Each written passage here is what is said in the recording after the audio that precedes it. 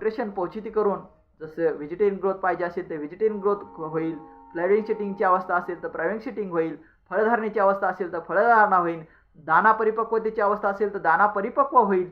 हे घटक जर पूर्ण व्हायचे असतील तर तिथं आपल्याला खतं म्हणजेच अणू आणि जीवाणू तिथं पाहिजे.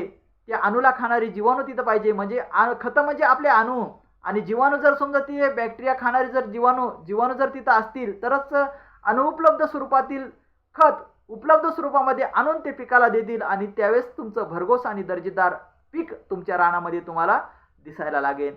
तर ही जे प्रक्रिया आहे काही सेकंदाची असते. त्यासाठी तुम्हाला जसे खतं तुम्ही टाकता फर्टिलायझर पेस्टिसाइडचे तसेच तुम्ही जीवाणू खतं पण टाका.